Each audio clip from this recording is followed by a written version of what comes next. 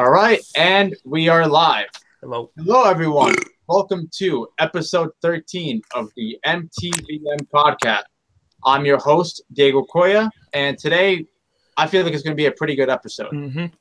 Have a couple of topics, and of course, joining me are my two co-hosts as usual. So, would you guys like to give your introductions? Hey, what's up, you guys? Film Fan 0599 here again, and we're back for the MTVM podcast, episode number 13. 13, people.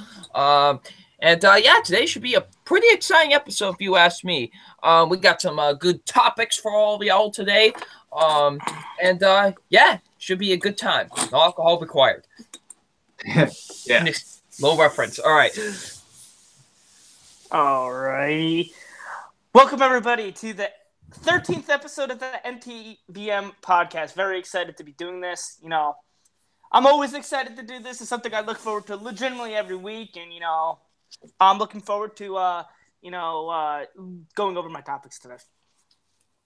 Yeah, definitely. Have some pretty good stuff today. And yesterday, there's some news that came out. And even today, there's something that came out. So we'll be talking about this kind of stuff. So before I do that, let me acknowledge people in the live chat because there are some people.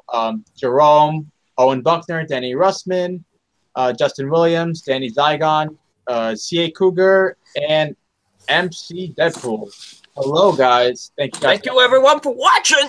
Oh, and Owen Buckner says, by the way, guys, I'm watching Early Man on Saturday.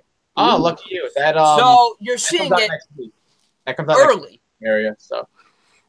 And MC Deadpool, I did have a very good time watching Good Time. That pun. Yeah. Now, it hasn't been used 1,000 times already. I used it in my review. I'm not going to lie.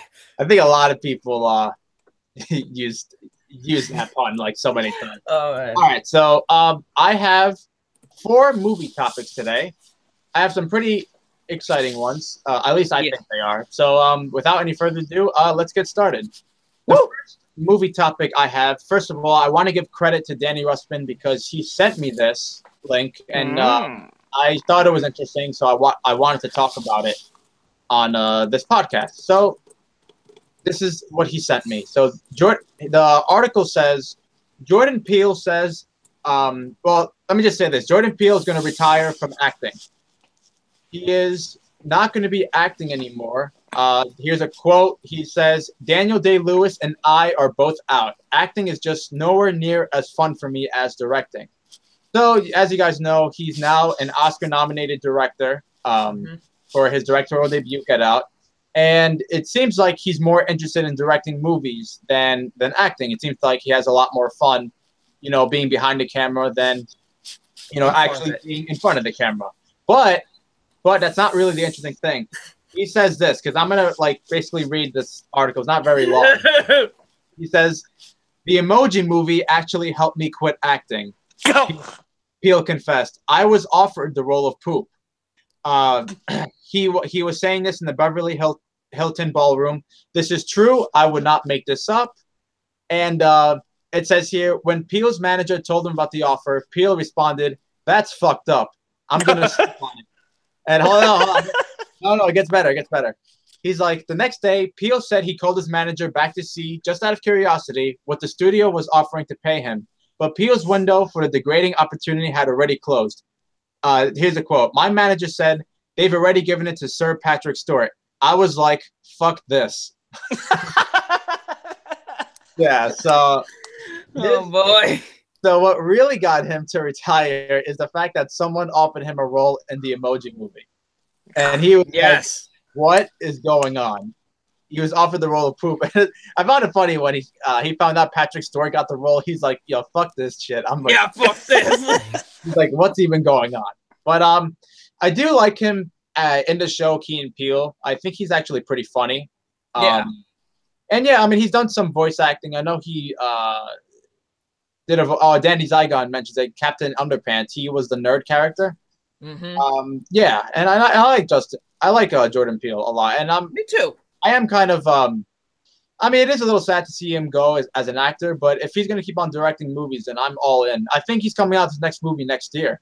I don't know what it's going to be about, but maybe hopefully it's like another thriller, maybe something like Get Out, you know, something that will be smart and something that will get people talking. So, how do you guys feel about this?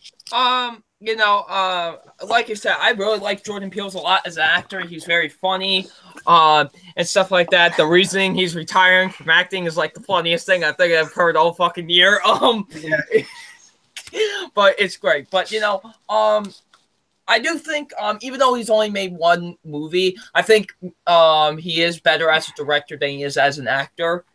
Director, I mean, just that one movie alone, you're like, wow. Exactly. Like, he did something awesome with Get Out. He really did. And I'm excited for wherever he's got next. I really am.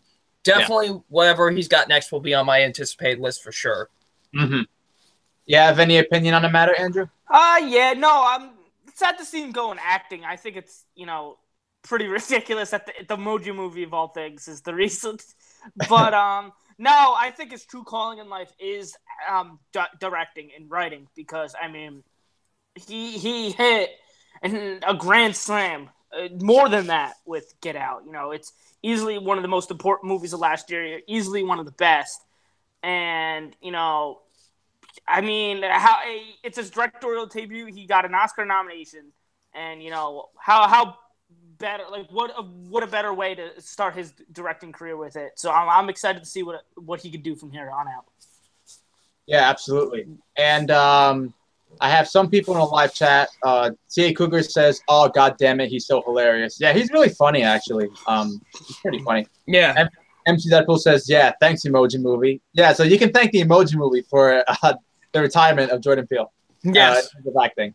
Danny Zygon says, "Loved him in Captain Underpants and Storks." I have not seen Storks, but I didn't mind his character in Captain Underpants.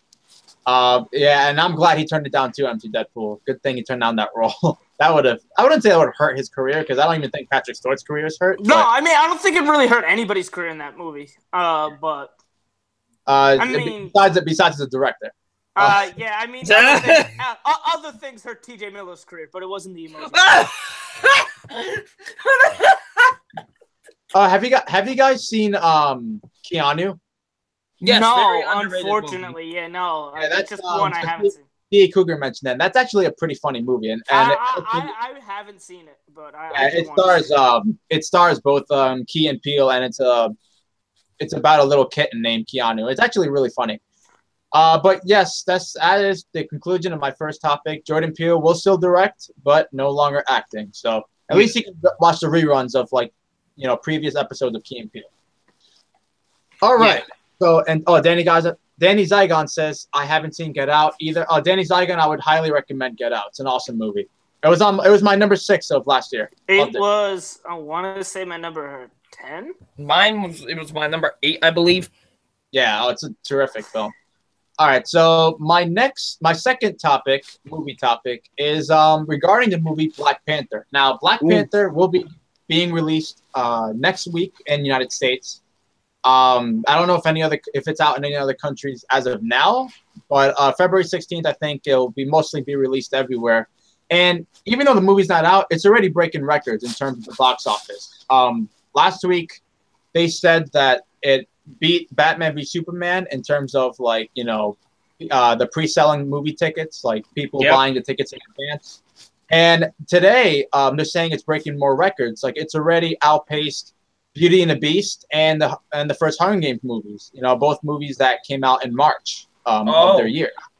And yeah, it is now officially the fastest pre-selling first quarter movie ever on Fandango. With the amount of tickets that it's been selling out, I mean, this movie looks like it's going to make a lot of money. Like, it's going to be a big hit for, like, its opening weekend. They say easily they're projecting over $100 million opening weekend, at least domestically. And yeah, I mean, I think that's pretty great. I'm actually happy a lot of people are anticipating this movie. I mean, it was expected. This was known as one of the most anticipated films of the year, but the fact that it's beating movies like Batman v Superman, Beauty and the Beast, the Hunger Games movies, actually kind of makes me happy. As you guys know, I'm very, very excited for this movie. I already ordered tickets, so I will be seeing it next Friday. Yeah. And Yeah, I mean, what do you guys think? Are you guys happy about this? Oh yeah, absolutely. I'm very excited for this movie. This is definitely one of my most anticipated. It's easily my most anticipated movie of this month. Oh, Black Panther is easily becoming one of my favorite Marvel characters. Ever since really, Civil War is what really made. I've always been aware of the character, but really, Civil War is what made me really love this character a lot. yeah. And I can't wait to see what he does with his own solo movie. Honestly, I'm really excited for it, and I'm glad that's breaking records already, and the movie hasn't even been released yet. Yeah. No, I can only imagine how much it's going to make. Oh yeah, for sure. Like worldwide, at least. I don't know if it's going to reach $1 billion though, but I feel like it's going to make a lot of money. Who knows? Maybe. Yeah, we'll see. Hopefully it does, because there are other movies that have crossed the $1 billion mark, and you're like, why? Yeah, there's certain movies. If I got my way with fucking movies that should cross the $1 billion mark, fucking Nice Guys would have crossed the $1 billion, and what was the other movie that fucking and Kubo and the Two Strings would have crossed the $1 billion, not fucking Minions. Despicable Me 3. Yeah, not those fucking movies. Or any fucking Transformers movie ever. Yeah. Let me see some comments in the live chat. Danny's okay, thank you, Danny. So he says the rest of the world also gets it next week. Okay, cool. C. Cougar says currently on pace to be the best reviewed movie in the MCU. I believe now it has a 99% on Rotten Tomatoes. Someone gave it a negative review on Rotten Tomatoes. Yeah, it wasn't asshole white though, so that's good. He's probably an asshole too. Owen Buckner says, well, it topped BVS and reviews because Batman v Superman was a joke. Yeah, I wasn't a big fan of Batman v Superman. That was disappointing. MC Deadpool says, those critics sure love them from Kendrick Lamar. Yeah, I mean, oh yeah, speaking of that, the soundtrack will be released this Friday, and I cannot wait. I'm going to listen to that whole thing. I don't care if the movie's not going to be released until like 2 weeks. I'll listen to that whole thing. Oh, same here. Danny Zagan says, not excited for... Oh, MC Deadpool says Annihilation. Yeah, I'm excited for Annihilation as well, but Black Panther I'm more excited for. Yeah, I mean, Black Panther's my number 2 most anticipated of the year. Same here. Yeah, and Danny Russman says it only needs a couple of more reviews to be certified fresh. Oh, it's going to be certified fresh, I guarantee. Oh, yeah, no, I mean, I could have known, like, fucking 2 years ago that it was going to be certified fresh. Yeah. Oh, is it because the critics are paid by Marvel, Andrew? No, it's because the movie looked to be a quality movie with quality actors and a quality director. That's why. Okay, thank you. There you go. All right, so that's pretty much what I got to say. Owen Buckton says that negative review probably came from Carl Smith. No, it wasn't. I forgot his name. Someone mentioned it, and it wasn't Carl Smith. I think it was C. Cougar mentioned it. Yeah, it wasn't either Armin White or Carl Smith. There was someone else. I want to say his last name is Wood, but I don't know. Yeah, I don't remember who it was. I gave it the negative review, but it wasn't Kyle Smith. I know that. Although knowing Kyle Smith, he probably will give it a negative review. So that's pretty much what I got to say about that. Ed Power. All right, Ed Power. All right. You know what I was thinking of? I was thinking of Ed Wood.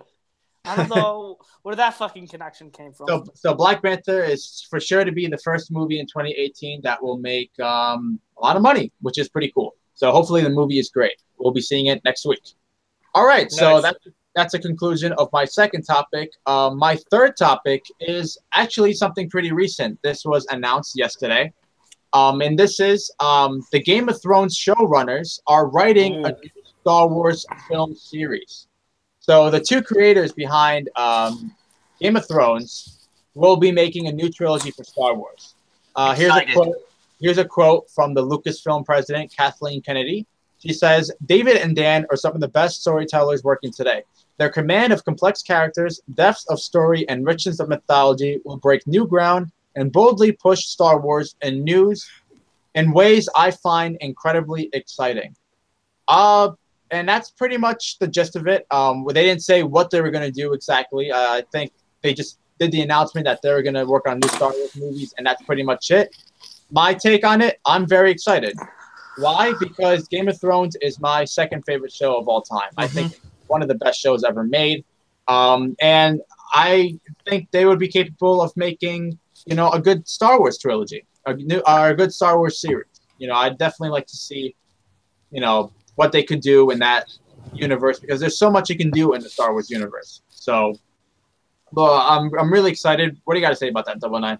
I'm over the moon hype for this because, for one, I love Game of Thrones just as much as you do. So, the fact that the Game of Thrones creators are going to be doing a whole new series of Star Wars movies is quite exciting. And I'm excited to see what they could do. I believe they could bring something great to the table. I mean, they've shown it with 6 great seasons of Game of Thrones. So I'm very excited to see what they'll do with a new Star Wars series. Absolutely, yeah. Owen Buckner asks, a possible R-rated Star Wars movie? You know what? I doubt it. I don't think they'll ever do that. Yeah. I don't think we need an R-rated Star Wars movie, though, to be honest. Yes. I mean, it would be kind of awesome to see like a lot of intense lightsaber action scenes and like like people get their head. But that's what I kind of like about Star Wars. It's never that like over the top violent. But, you know what I mean? That's what I've kind of liked about. It's never gonna happen though. I mean, with Disney and Star Wars, it's not gonna. It's not even with Disney. I'm just saying, like, I don't want an R-rated Star Wars movie for the sake of an R-rated Star Wars movie. Yeah. Yeah. Well. Yeah. We'll see. It's not gonna happen though, Owen. Real quick. Hi, Caden. How's your sex life? He's in the chat. Danny Zygon says, didn't they already announce a Rian Johnson trilogy? How many damn Star Wars trilogies are being planned? God damn, one step at a time. One step at a time, guys. Yeah, I mean, Star Wars is just a money-making machine. They're just going to make movies after movies after movies. Hey. As long as they're good. That's what I was going to say. Like with the Marvel movies, as long as they're good, keep on making them. I don't care, as long as they're good. Yeah. So, yeah, that's pretty much it. There's nothing else really much to say because they just announced they're going to be doing a new Star Wars trilogy. So we don't know what they're going to do or what character they're going to focus on or anything like that. So, all right. So that's the conclusion of my third movie topic. And my fourth and last movie topic regards the next movie Mel Gibson's going to do as a director. Ooh. Ooh. Now, do you guys know what it is? Yes, I think I know what it is. Okay. Well, I'll say it anyway because it's the point. I'm going to be talking about it. This Mel Gibson will be directing the sequel to one of the most controversial films ever, and that is The Passion of the Christ. Oh, dear. He will be doing The Passion of the Christ 2, and the actor Jim Caviezel, he will be returning as Jesus Christ from the first movie. Now, this movie will focus on the resurrection of Jesus Christ. So the movie's called Passion of the Christ 2, Resurrection. And he's been according to this article that I'm reading from here, it says that Mel Gibson, I remember last year he did confirm it, or it was said that it was confirmed. And he's been working on it for 2 years now. And there are some quotes from particularly the main actor. I'll read one quote. He's like, there are things that I cannot say that will shock the audience, but it's great. It's great. Stay tuned. I won't tell you how he's going to go about it, but I'll tell you this much. This film he's going to do is going to be the biggest film in history. It's that good. So it looks like obviously the main actor has a lot of faith in this movie. There's not pun intended, I swear to God. But yeah, it seems like they have they're very optimistic that this movie's going to come out great. And one last thing, Gibson says, the resurrection, big subject. We're trying to craft this in a way that's cinematically compelling and enlightening so that it shines new light if possible without creating some weird thing. Now, I am actually excited for this movie. I love the first one. I know it's a very polarizing movie. It's a very controversial film, but I think the first one's honestly one of the most powerful films I've ever seen. I think it's a terrific film. Oh, same here. Yeah, I mean, I love Mel Gibson as a director. I think he's a great director. Essentially, every film he's directed, other than the first film he directed, I didn't see, but Braveheart, Passion of the Christ, Apocalypto, Hacksaw Ridge, loved all four of them. I think they're all really good. So, yeah, I'm excited. What do you got to say about that? I'm very excited for this because I love The Passion of the Christ. I think The Passion of the Christ, like you said, is one of the most powerful films I think I've ever seen in my life. Also, another thing I give credit for them is not holding back on with the whole brutality and sacrifice of Jesus Christ, which I really appreciate, actually. Which I you don't think it's great because you always get because I'm gonna be for real with everybody real quick here. I did go to a kind of a Christian school for a little bit and stuff like that. I graduated a few years ago, like 2016.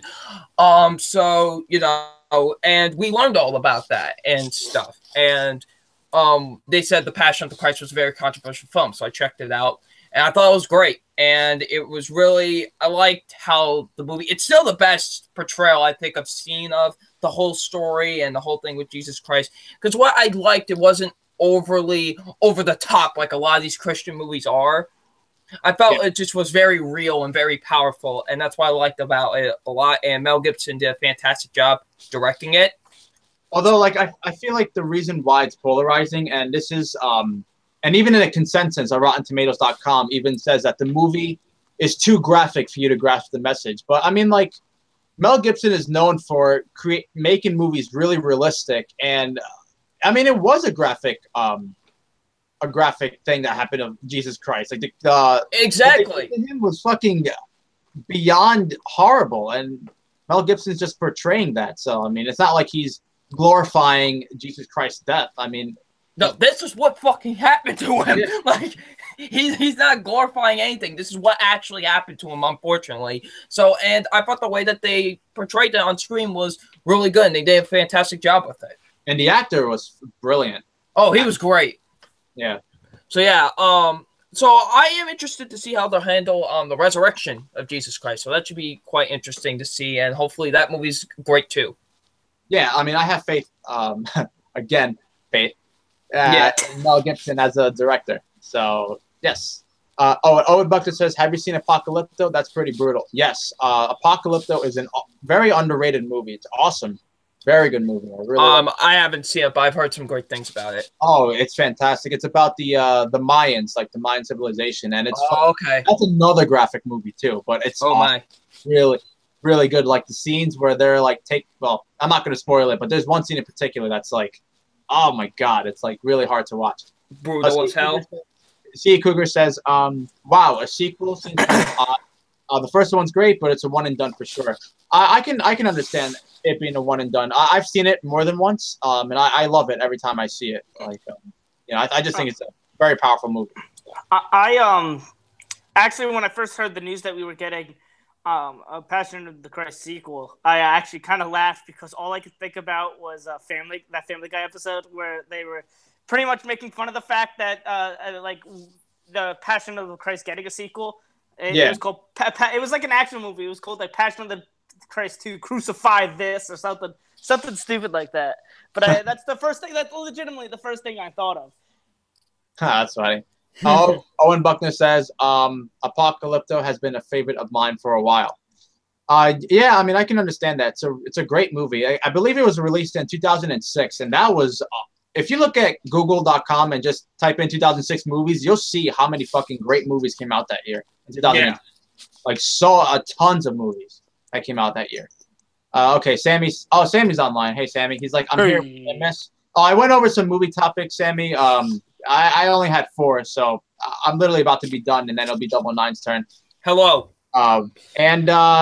Yeah, that's pretty much what I got to say about that. I am definitely excited for the sequel, although when I first heard about it, I'm like, how is that going to work? But the fact that Mel Gibson and the main actor of The Passion is like very confident in the project and saying it's going to be great, and given Mel Gibson's track record as a director, I am very excited for it. So whenever it comes out, I'll be anticipating it for sure. Yes. That's all I got to say, and that's all my movie topics for today. So, Double Nine, you take the floor. What are your movie topics for tonight? Hello. Hello, everybody. How's everyone doing tonight on this lovely Saturday night? No, it's not Saturday. Oh, it's Wednesday. Okay. Well, it snowed today, so amazing. Now, I have a total of 4 movie topics. Let's just get into them. Let's start off with the Super Bowl spots. We're gonna do a quick breakdown of every single Super Bowl spot here today. All right, you guys ready? Sure.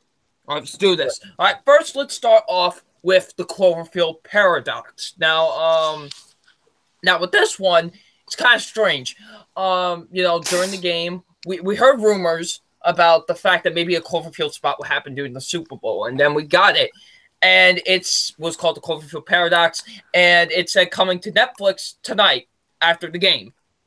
And that immediately got every single one of us hyped, and we were excited as hell. Like, we literally lost our shit. And just quick thoughts on the movie. It's not that good. I really wanted to like that movie a lot, but it just wasn't that great.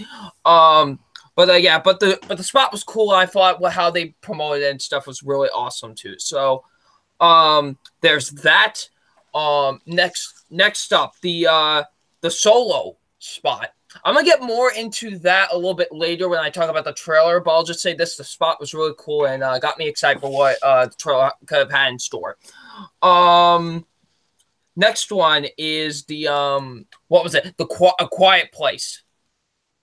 This one I feel like a lot more people should be talking about because this movie looks intense as hell. Absolutely, I agree. What'd you say?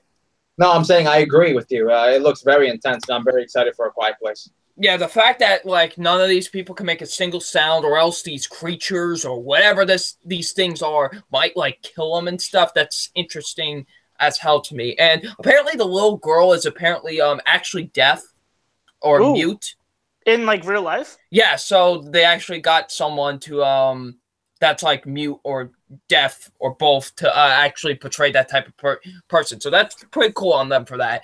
And yeah, I'm very excited for the movie. Jonathan Krasinski is actually directing himself, so I can't wait to see it.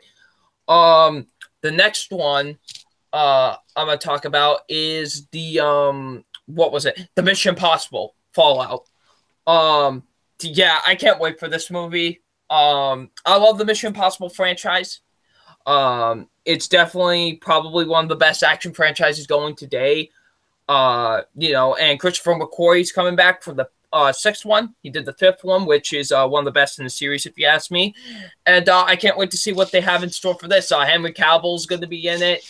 The helicopter sequence looks insane. It just looks great. It looks like, oh, by the way, who else felt like that fist fight? Like, I usually never like flinch during fist fight scenes and like trailers and stuff like that, but that made me flinch. Like when he throws him halfway across the room through the mirrors and stuff like that, like I was like, oh damn, this is brutal. Yeah, I can't wait for Mission Impossible Fallout. And the last one, of course, this is the biggest one, obviously, the Avengers Infinity War TV spot. The most glorious 30 seconds of my entire existence. I'll just say that because come on, who isn't excited for this movie? Come on, this movie looks amazing. Like, we only got a tiny bit of footage. We only got a tiny bit more footage, but let's just say it was pretty cool. And I liked it a lot. So yeah. So yeah, that's basically all the Super Bowl spots and everything. I would say it was pretty solid for a lot of them. What do you guys think about those Super Bowl spots? I actually did a video of my reactions to all the Super Bowl teams. Oh yeah, that's right. And that I also talked about the halftime show.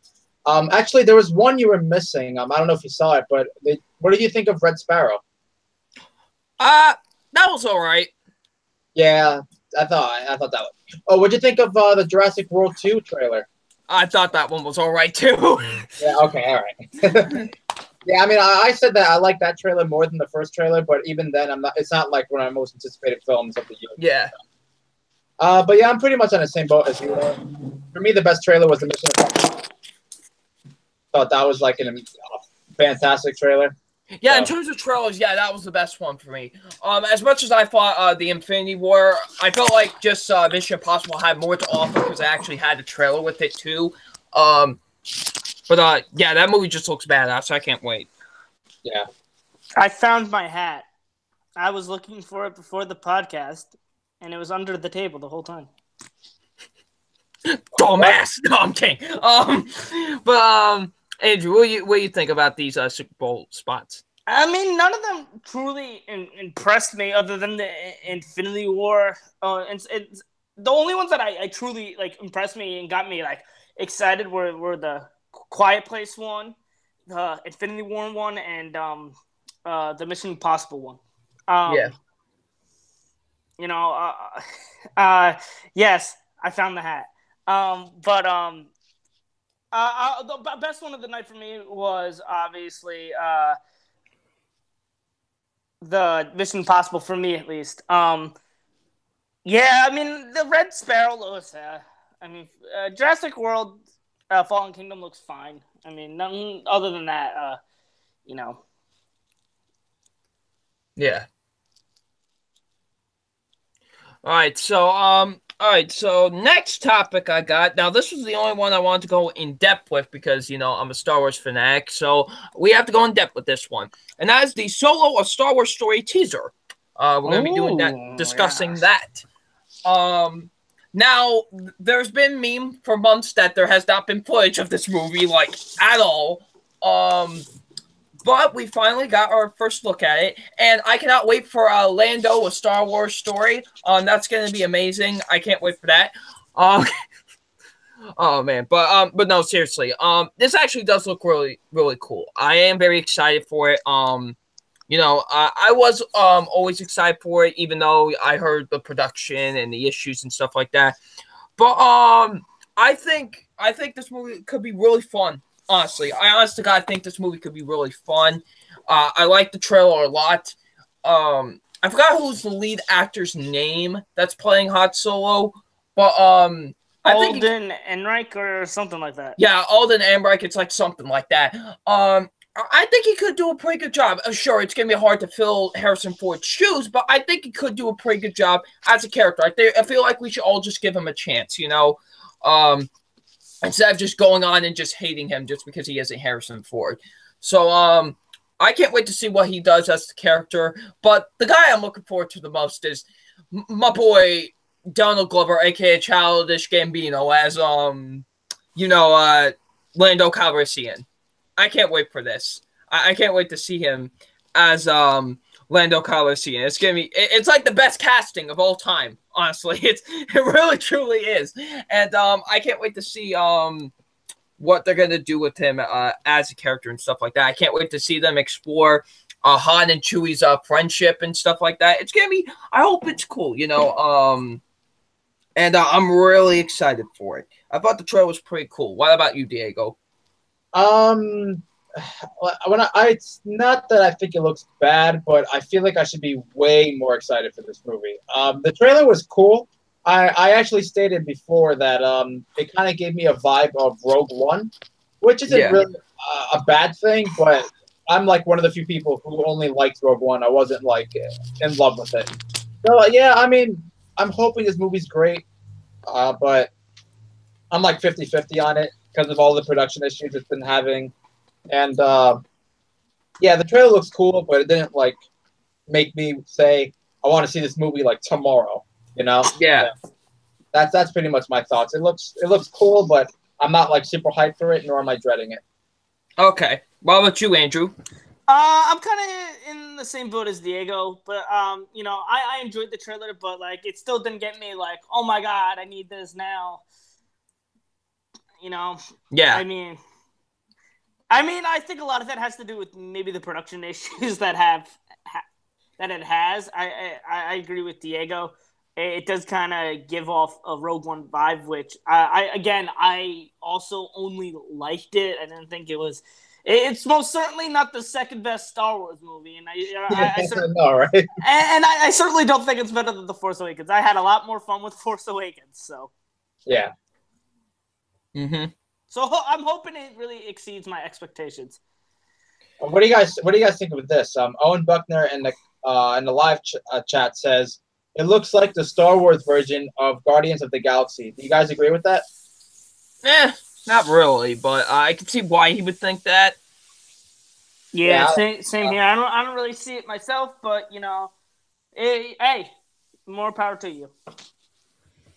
But all right, yeah. Sammy says not pumped and excited for the Han Solo movie, but the trailer made me more curious to check it out. And Danny Zygon says, yeah, same here, Diego. I'm with you and Andrew on this one. Yeah. Yeah. Yeah, we'll see how it goes. Hopefully it's good. I want it to be a better birthday movie than Baywatch was. I really hope that's better than Baywatch. All right. Now, my last. Now, I'm not going to go over John Krasinski playing adult Peter Parker in the Spider-Man anime movie because apparently that was fake. Oh, really? Apparently that wasn't confirmed or something like that. So, which stinks because that was actually some pretty good casting. I like John Krasinski. I have a feeling Peter Parker is going to be in the movie, though. Yeah. All right. So the last movie topic I have is revolving a little Merc with the mouth, but his best friend, and that's the Cable trailer for Deadpool 2, which this was great. This was like the most Deadpoolish way you can introduce this character. Yeah. Oh man, like when he literally pauses the trailer so they can CGI his arm in, like he's like, "What in the ass is this? I'm trying to remove a mustache here." Like, oh, that was great. And then when he like plays with the figures and he becomes Woody, it's the funniest. Reach for the sky. But seeing Cable in action was awesome. Like, I think Josh Brolin's gonna knock it out of the park as Cable. Like, I really do think so. Dude, that one shot where he's firing his gun, that was so badass. I know, right? Like, that was so awesome. I originally wanted Stephen Lang as Cable, but seeing Josh Brolin as Cable, I'm like, hell to the fucking yes. You're like, this is perfect. Yeah. And this movie, and we do get a bit of footage as well, and this movie just looks insane. Like, holy crap. And then incredible. It looks so good. Oh, I'm so excited. I can't wait for this movie. It's my second most anticipated film of the whole year. I cannot wait. And the ending to the trailer, like, they all point their guns at Cable, and the blind lady's like pointing to the other side. All the way to the opposite direction. And he literally moves her arm. Yeah. He's like, your time is up, dumb fuck. And Deadpool's like, well, that's just lazy writing. And then the trailer ends. That's perfect. Oh man, I loved it. I've watched it at least like 3 times now. It's amazing. How about you, Diego? It's a hell of a trailer. This was my number 6 most anticipated film of the entire year because I absolutely love the first one. It was one of my favorite movies of 2016, and yeah, this trailer is just incredible. I absolutely cannot wait for Deadpool 2. I'm so happy it's coming out in May. It's coming out a week before Han Solo, actually, which is pretty awesome. Why couldn't that come out on your birthday? Oh, I know, right? That would have been probably even You know, Josh Brolin, we were talking about how Josh Brolin as Cable and how great he looks. Dude, he's going to have a hell of a year. I mean, he's in Avengers Infinity War as Thanos. He's Cable and Deadpool, and he's going to be in the sequel to Sicario. So he has 3 movies under his belt that are likely to be really, really big hits of the year. So he's going to have a hell of a year. Hopefully. Yeah. What do you mean? Well, I'm just saying, hopefully they don't. I mean, I'm sure they're going to be good. I'm just saying there's always that chance that they're shit. Yeah, I mean, like I highly doubt that they are. Even then, I mean, even in a financial standpoint, because I don't know about how Sicario 2 is going to do in the box office, but the Avengers, Infinity War, Deadpool 2, those are going to be monsters of the year. Infinity War is easily going to cross $1 billion. I actually said before that the other week that I thought Force Awakens was going to be the one to dethrone Avatar, and it didn't. It was number 3. But I feel like this movie might be that movie that dethrones it. Yeah. Hey, Diego. What? Hey, remember when we made that bet on what was going to make more money, and you chose Age of Ultron, and you had to buy me free Chipotle because you were wrong? Yeah. Actually, at least I admit when I'm wrong, though. You see, yeah, I know. That was funny. We made this bet. Because he was like, I think of Age of Ultron is going to make more money. I'm like, there's no way it's going to be The Force Awakens in the box office. No way. And then, now it was like Age of Ultron came out in May, and it was June or July. Jake was like, yeah, you won the bet. Yeah. But yeah, that's pretty much what I got to say about Deadpool 2. It looks pretty great. Yeah, I cannot wait. Mm-hmm. Are those all your topics, Double Nine for movies? Yep. All right, Andrew. What are your movie topics for today? All right, I got 3 today. My first one, the early reactions for Black Panther came out yesterday, and as of until recently, actually, it has had 100% Rotten Tomatoes with like 70-something people. So that's a very, very good sign. So, and it only ends my anticipation for the movie. So just seeing how great of a positive reaction only gets me more excited. What do you guys think about the early reaction Black Panther's getting? Oh, amazing. Yeah. I'm happy because, that goes to show that Marvel is still the kings, bitches. Yeah, I mean, I'm happy because it's Ryan Coogler, and it's just hearing the reviews make it seem like Ryan Coogler, he's here to stay. He's going to be one of those just directors. Like in a couple of years, they're going to be like a Ryan Coogler movie's coming out. Sign me in because he's just fucking phenomenal. So yes. I'm really happy with the reviews too. Yeah. And that's what I got to say about. Same here. All right, my second is I want to because it came out that there's a lot of people that's gonna die in Infinity War apparently. Mm-hmm. So I just want to kind of discuss on who I think is gonna die and who I definitely think is gonna die, and who has the potential to die, and who are pretty much the untouchables. And I could say this, when like kind of doing this more, now there's only one person that I am 100% sure is going to die. And honestly, that's Vision. Because he does have an Infinity Stone in him. That's how he works. Thanos needs the last Infinity Stone, or that Infinity Stone. So I think, he's going to rip it out of his brain and he's just going to die. Like, that's just how it's going to be. Yeah. I also think I also go over that's the only person who I think is 100% going to die. Now I'll go over some of the people who I think are pretty much untouchable as of this point. I pretty much think all the Guardians aren't going to die because they have a third movie that they want to come out with this. I think that Black Panther's also pretty much untouchable at this point. Because they're probably going to continue with the franchise, especially with these early reactions coming in. I don't really see them killing Black Panther off now. If they were to eventually kill him off. If they do have plans to kill him off, it's illogical for them to do it now. I also don't think that Spider-Man is going to. I was just about to say Spider-Man. Yeah, for the same reason, it just seems illogical for them to do it. It just doesn't make sense to me. Now, pretty much everybody else is a maybe. And one other touchable. I really don't think that Doctor Strange is going to die. Yeah. Again, illogical. He's a newer character. I really do see them wanting to continue the franchise. Anyway, like I said, people who I think could have the chance of dying.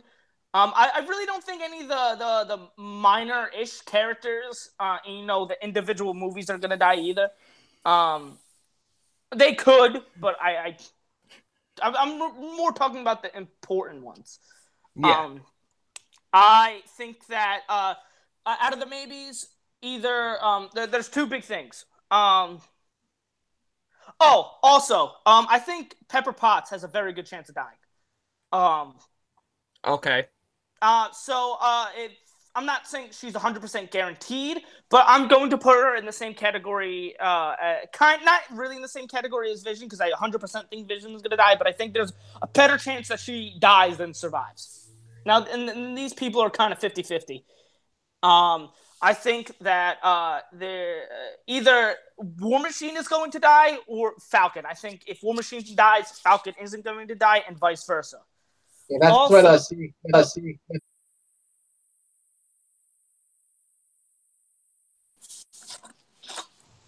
My thing froze up. I'm sorry. Okay, all right. What did Sia Cougar say? Because he kind of froze after that.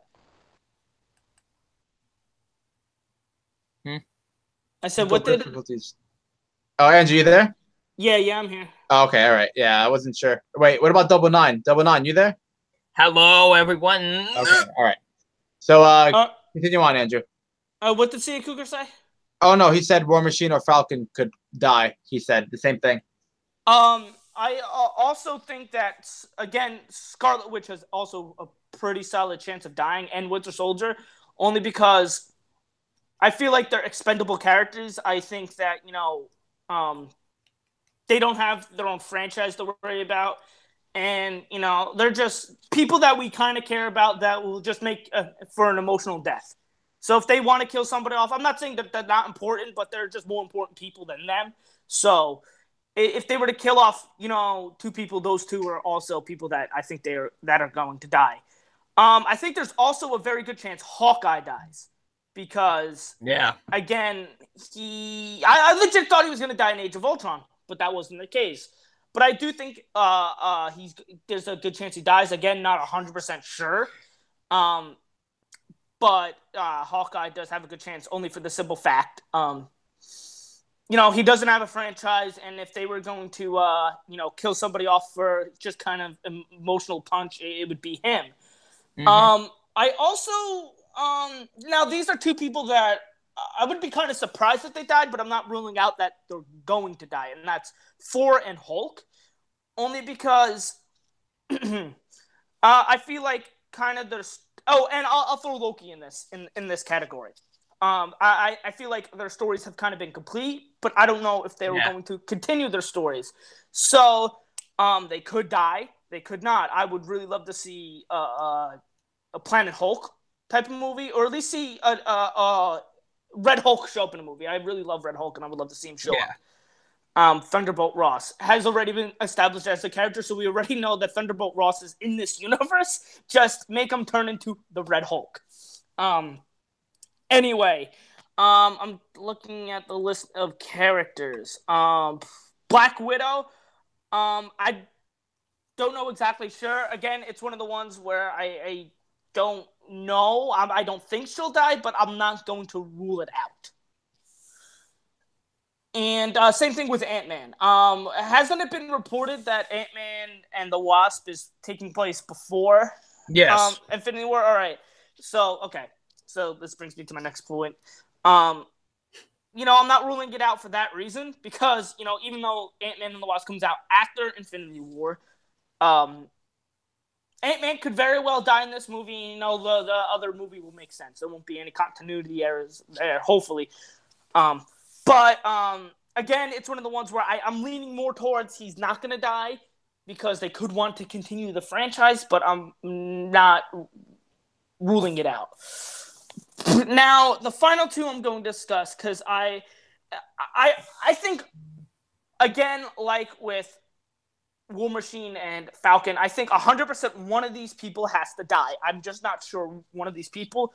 And I'm pretty sure you guys can guess who I'm talking about, and that is Iron Man and Captain America. Yeah.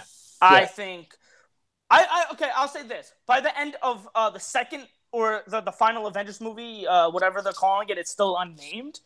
I'll just call it Infinity War Part 2 for argument's sake. I think by the end of Part 2, at least both of them would be dead. Yeah. And then they'll kind of start the new phase of the Avengers, whatever that may be. But I think one of them's going to die in this one, and the other's going to die in the other one. But if I were to... I feel like that Captain America is going to die based on one thing only, is I feel like his story is complete, and I think it would be more emotional if he dies. Especially after, Civil War and whatnot. And I feel like there's just more to do with Iron Man, especially with Spider-Man in the mix. Yeah. So, that's what I got to say about that. What do you guys think? Are there any people who you think, is there anyone who you think is going to 100% die? Do you think I'm wrong on anything? No, you pretty much hit the nail on the head there. I think you got good predictions for sure with that. Yeah, same here. All right, nice. And my third and final movie topic is a movie review. It's actually my first movie I saw in 2018, and I legit thought that Black Panther was, and then all of a sudden this movie came out. Surprise, surprise, and that is Cloverfield Paradox. Now, I'll say this real quick. I really enjoy Cloverfield, and I absolutely love 10 Cloverfield Lane. It was one of my favorites of 2016. It's probably, as time goes on, going to end up being one of my favorites of all time, to be honest. That's how much I loved it. But as I was saying, I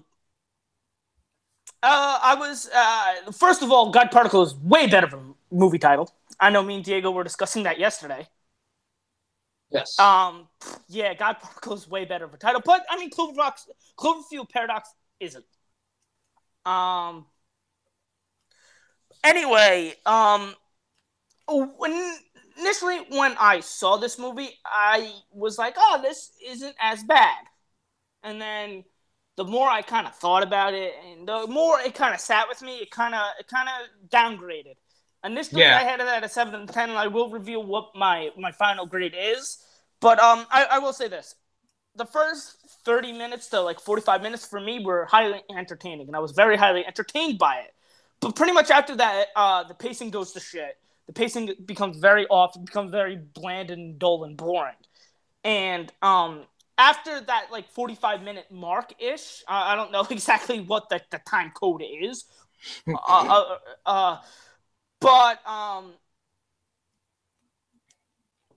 I think that it becomes very cliched, and just like I was watching it when we were discussing it before the podcast. I was watching it and I go, "This reminds me of Prometheus. This reminds me of Life. This reminds me of Alien. This is something. This felt like nothing new. It felt more like an Alien ripoff than a Cloverfield movie, and that's what kind of disappointed me, because I was looking forward to, and obviously I could see how it kind of ties into the Cloverfield movie.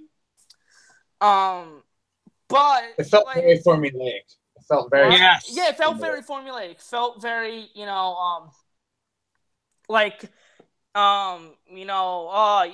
also felt very predictable too, because I go, oh, okay, this is going to happen. That happened. This is going to happen. That happened. And especially one thing in particular. Yeah. Well, and then I go, all right, and this is going to happen, and that happened. And I'll say this. It's different because, and I'll use Get Out for an example. I predicted something in Get Out, and I'm not really calling that predictable, because it's like yes, it was a twist, but like they kind of dropped the seeds and whatnot, and like it was like cool to see, that I was right. Kind of. I don't know if I'm making any sense, but I hope I am. But like this was different, and like it's just simply for me, it's just something that, because it was nothing new and nothing, and it didn't feel like a Cloverfield movie. Like, yes, Cloverfield's obviously it's a Cloverfield movie. It's the one that started it all. 10 Cloverfield Lane. Yes, it felt like a Cloverfield movie, but it was also able to stand on its own. This one felt like that, it was trying too hard to kind of set up this universe, really. Now, I don't want to even say universe, but it was kind of just trying to, like, it was more, it felt like, this was trying to push the franchise a little bit more, Yeah. And that really bothered me. And, while like with 10 Cloverfield Lane, it felt like its own movie, and then kind of like the last, 10, 15 minutes, kind of tied it in. And, John Goodman's character kind of what ties it in, but still it's its own movie with its own premise, with its own themes. This kind of feels like, oh, this is how, kind of how the monster, I don't know what you call it, Cujo or whatever the fuck it's called. I know it's called something, but this is how this becomes to be, and how this is how the first movie started. That's what it felt like to me. Ultimately, this movie to me felt very unnecessary. I rather see them do what they did with 10 Cloverfield Lane, where they kind of, make a movie that's in the universe of the in the Cloverfield universe, and where it can stand on its own, but it has little hints and little subtle hints and callbacks and little things that tie into it, rather than making something that felt like for the sole purpose of, oh look, we're gonna make more Cloverfield movies. Let's kind of make a movie so we can make more movies. That's what it felt like to me. Yeah. And I only am a little disappointed on it because about that. And I do give it a 5 out of 10. Yeah, that's the same rating I gave it, 5 out of 10. I gave it a C. Yeah, so you could see, initially I gave it a 7 out of 10, and the more I thought about it, it really went down for me. And but on the bright side, as of now, Cloverfield Paradox is my favorite movie of the year. Granted, it's the only movie I've seen this year. But I'm sure that's going to be changing in a couple weeks when I see Black Panther. But yeah, those are my movie topics for this week. Nice. All right, so now we're on to TV. Now, I have nothing for TV this week, but if you guys have anything, you guys can talk about it. I got one topic. I also got one topic, but I hope we don't have the same topic. I'm kidding. I'm sure we don't have the same topic. Okay. Mine is Once Upon a Time is ending after season 7. Oh. Now this show's been going on for a very long time, since 2011, if I am not mistaken. Very popular show. A lot of people watch it. I know some people that do watch it and whatever. And and the show is finally going to come to a close after season 7. This was confirmed yesterday by producers and ABC themselves. So if you are fans of the show, the show is ending after its 7th season. So cool that the show, I've never seen the show, but it's cool that it's ran on for this long and whatever. So yeah. Yeah, I've never seen the show either. I've heard, I know people who've seen the show and have liked the show, but I just, there's too many damn shows in this world. So it's this was one of the shows I just never got around to seeing. But it's ending, so hopefully it ends off with a bang. Yeah, hopefully not. It doesn't have a disappointing series finale. So yeah. All right, so that's my only TV topic. All right, what's your TV topic, Andrew? All right, continuing my as I am deeming it my Survivor escapade, where every single season of Survivor, where it will ultimately lead me to ranking them. And thank God I only have a few more, at least from what I could remember, terrible seasons or bad seasons left. So thank God we can finally get to the enjoyable ones soon. But anyway, today we are going to. Last week I reviewed Survivor One World, and I had mentioned what I had deemed the Survivor drought, where after what Survivor Heroes versus Villains, arguably their best season, there was just a bunch of seasons that really were bad. They weren't even like all right, they were bad. And this is the one that kind of started it all. A Survivor Nicaragua. I almost said Tocantins, but that's we'll get to that when I get to it. But Survivor Nicaragua, and this one is very interesting to me, because when I initially saw it as the stupid youngling I was, I initially remember really liking this season for some reason and really liking the characters. And then I saw it a second time, and it kind of went down, and I could see why people really don't like it. And I'll get to that in a second. And now this is the third time I have watched this season. And I could say, improved on my third watch in a way. But it's still not a good season at all. I'll say this. There are the characters kind of irritate me in a way. Basically what this season tried to do, and it tried to it used this twist. Oh well, they had two really big things about it, season wise, like theme wise. The whole thing was they wanted to put all the older people against the younger people. And a lot of the older people kind of pissed me off.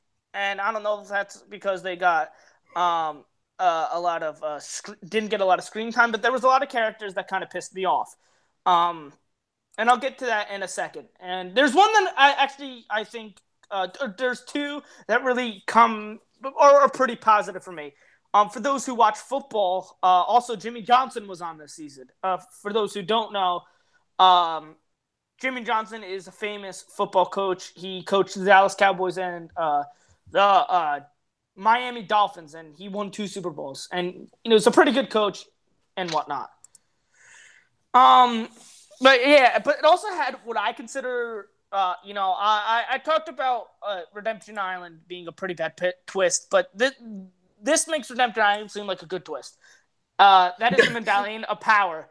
Basically, what the Medallion of Power is the Medallion of Power.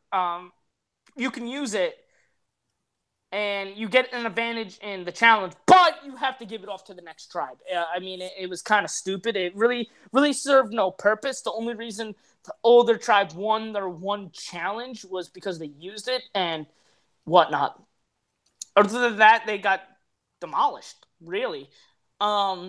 But like I said, or what I've been saying, characters or contestants on the show really make or break this season. And these do have some bright spots. I'll get into the winner in a second because he's obviously a big character. He won, and I'll just get a little bit more in depth into him. But and 2 other characters that I'll talk about in a little bit. But I'll start with the older tribe. Most of the older tribe is either forgettable or annoying. And I'll start with the only 2 that I really like. I really like. Jimmy Johnson wasn't bad, but he didn't get enough screen time for me to really be like, oh, he really made an impact this season. The only 2 that or I'll say 3. I really like Dan.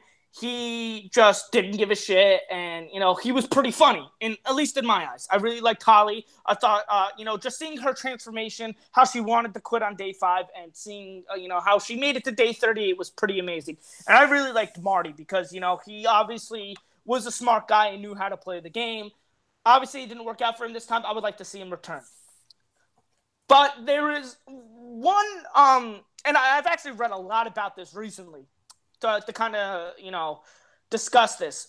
But there's this character, Jane.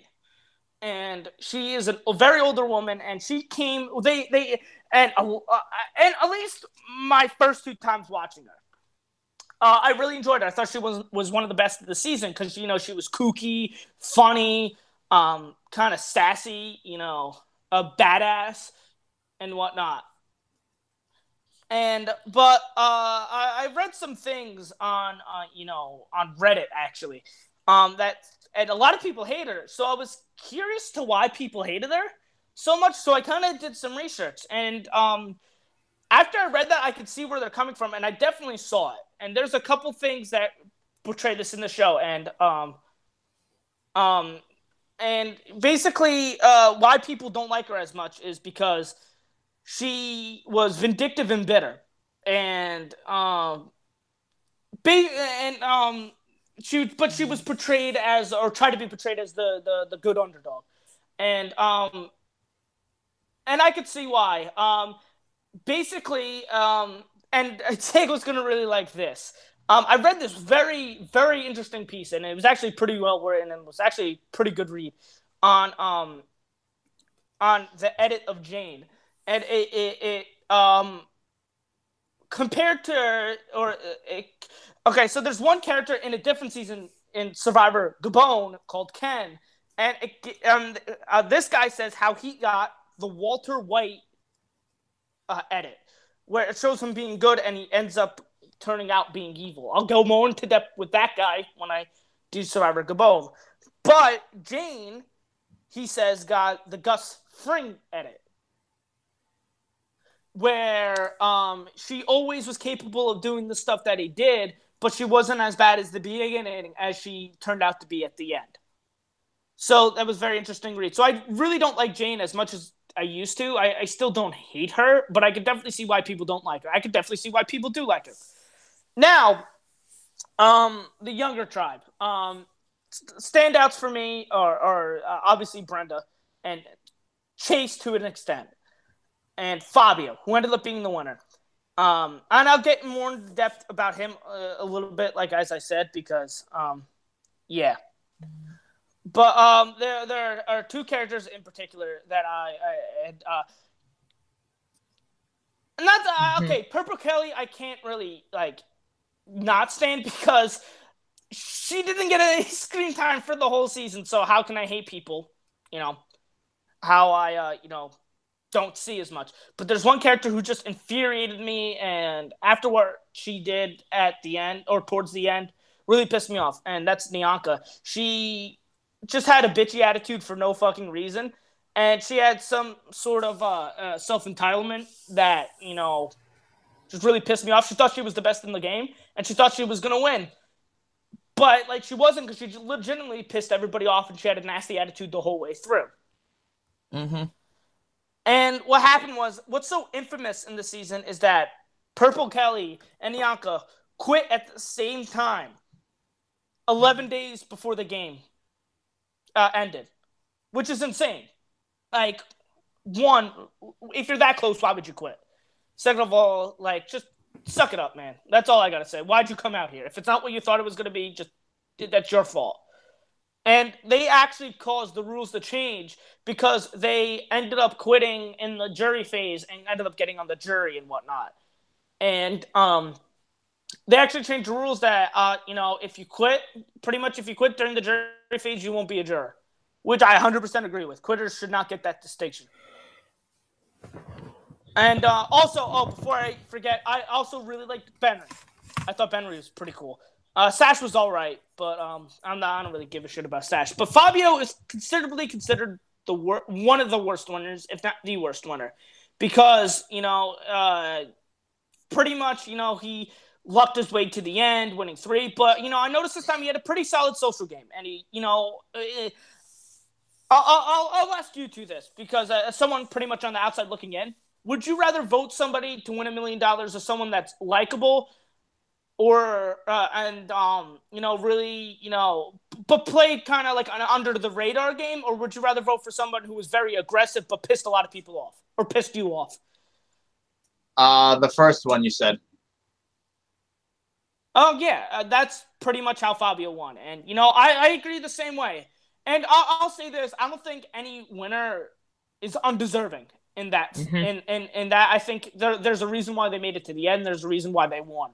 There's a lot that we don't see, and there's more to the game than just a strategy. A lot of it is the social game, and I do personally think that the social game is the most important. But that's just me. Yeah. There's also the physical game, but that's not they're all important aspects of the game, but to me, social is easily the most important, because you got to deal with all these personalities. You got to somehow outwit them, strategical wise, but you got to vote them out for a game for $1 million and then convince them why you did it. So, if you're nicer to people, obviously you should have a better shot at winning. Ultimately, I give this season a 5 out of 10. It's not a good season, but it's it's just not good. And that's my only TV topic for today. Hopefully next podcast I'll have my next season ready. So it should be good. All right, so that concludes our TV topics. Do you guys have any video game topics or no? I do not. I do not. Okay, so that leads to the last topic, and that is music. Last topic of the night is music. So I do have a music topic today, other than the list that we'll be going over at the end. Mm-hmm. I want to review Justin Timberlake's latest album, Man of the Woods. Man of the Woods, baby. Double Nine said he would like to join me. So, Double Nine, you can join me on this one. Let's do it! So, this is Justin Timberlake's latest album. I know there's a lot of hype surrounding it, all that kind of stuff. So, I got to listen to the album. And I'll say this. I think it's a good album. I think it's decent. I don't think it's amazing. I don't think it's phenomenal. There are some good songs. Like, there are some songs I like quite a bit on there. Mm-hmm. Ask me what my favorite song of the album is. It's Man of the Woods. Mine too. That's my favorite as well. That's a terrific song. Really yes. like that. Filthy's on there. Supplies is on there. And a bunch of other ones. Mm-hmm. So, yeah, I think it's good. I don't think it's definitely not one of his best albums. But I think it's good. I think some people were a little too hard on it, to be honest. Yeah. But what do you guys say about that, Double Nine? I really liked it a lot. I'm sure I do agree that it is probably his weakest album he's done so far, but it's really solid. I liked a lot of the directions that he went with the album. Yeah. A lot of the songs were really solid. Like you said, I'm with you on that. Man of the Woods is my favorite song off of the album. I love the lyrics to it and just that beat that goes along with it too. It's great. It's such a perfect flow. I love it.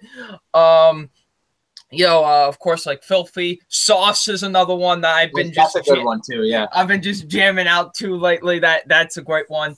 I also like I like Midnight Summer Jam as well. Okay. I like Young Man. I think that was a nice closer. I think that was a nice way to end off the album. Yeah, that's a song he dedicated to his son, right? Yes, he did. What song was that called? Young Man. Yeah, he sang it for his son. Yes. And it was cool that he got his wife Jessica Biel to do some voiceover for a couple of the tracks as well, like the Hers interlude, like that's all her and everything. So that was pretty cool too. So yeah, I overall really like the album. Had some pretty good production on it. Justin Timberlake, of course, sounds great as usual. So yeah, overall it's a really solid album. I liked it a lot.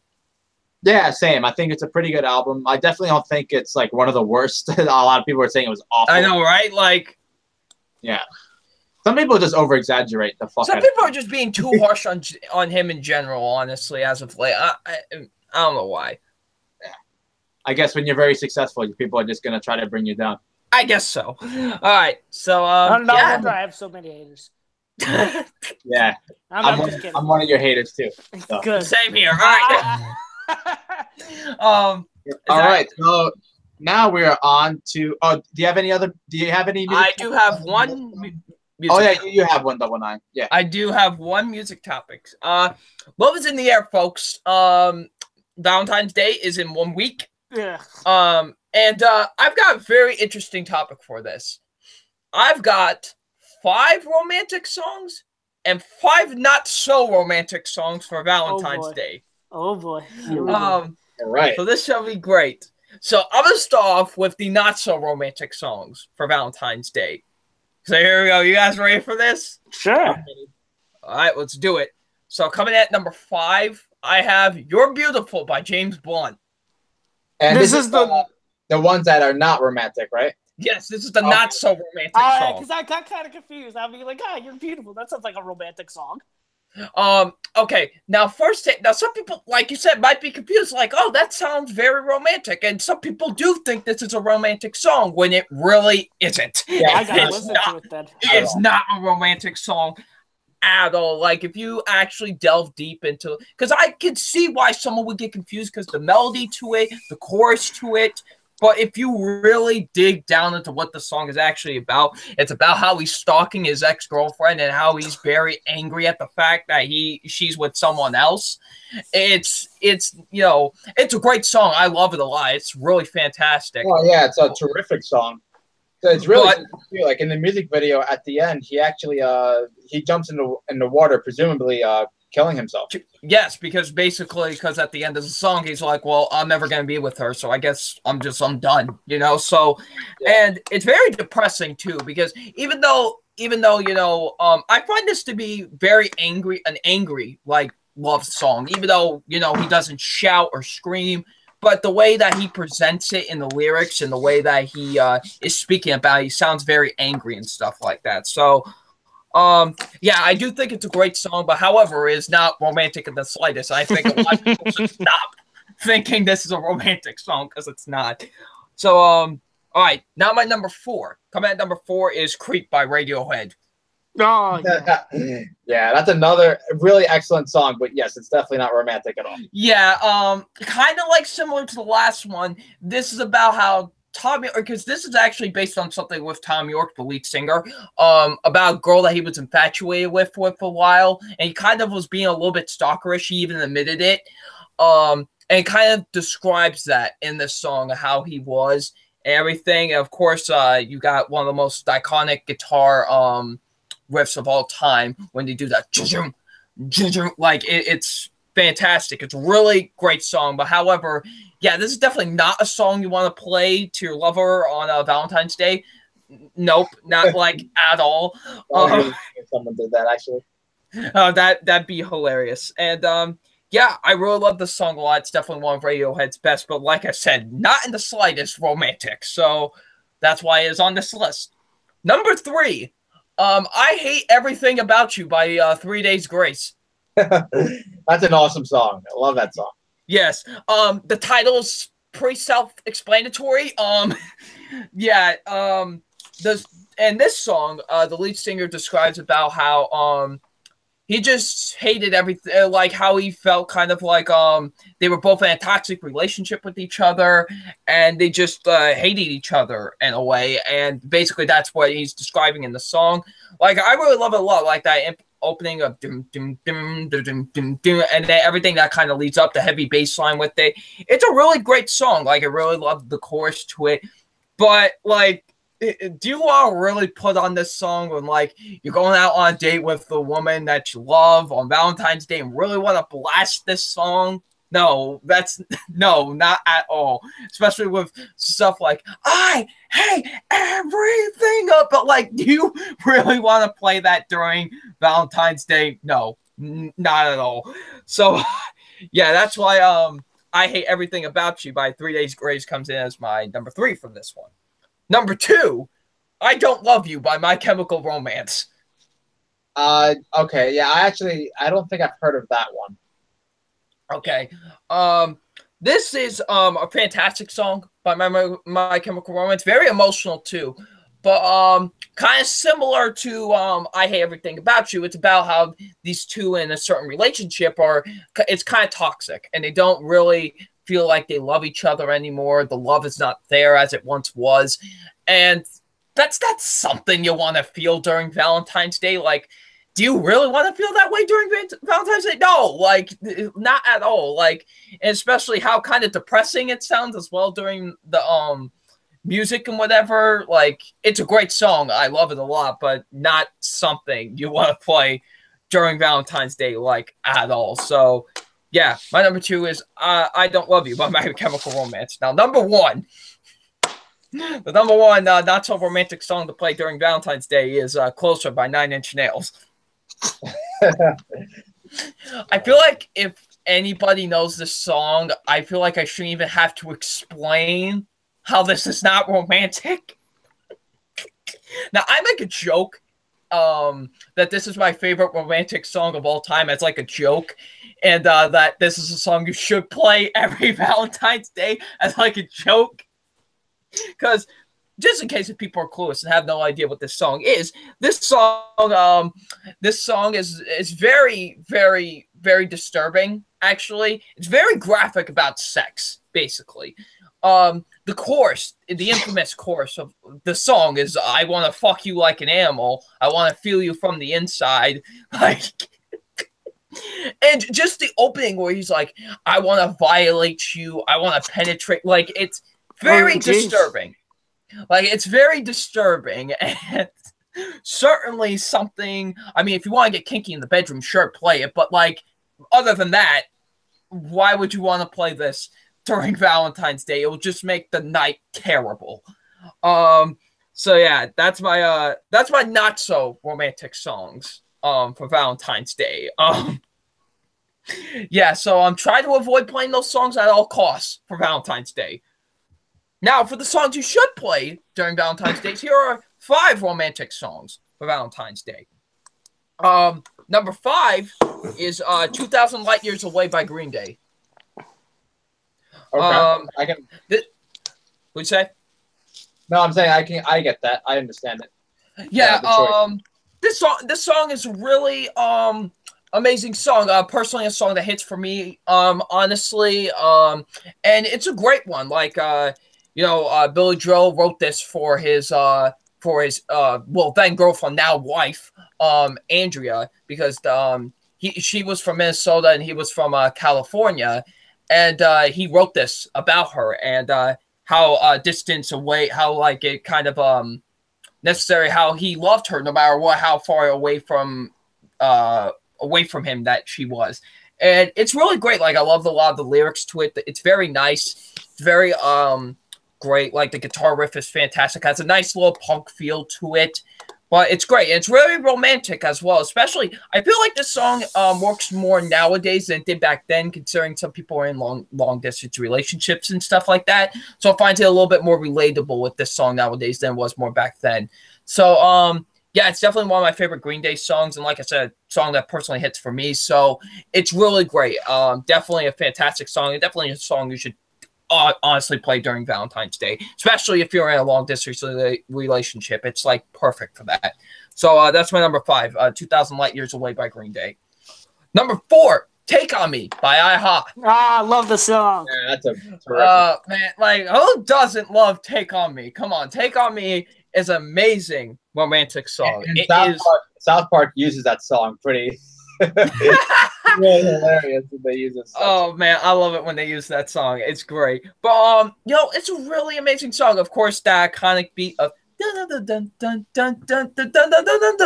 like that, and then of course the lyrics to it. The music video is arguably probably the greatest music video I've ever made. Oh that music video is fucking fantastic. It's amazing.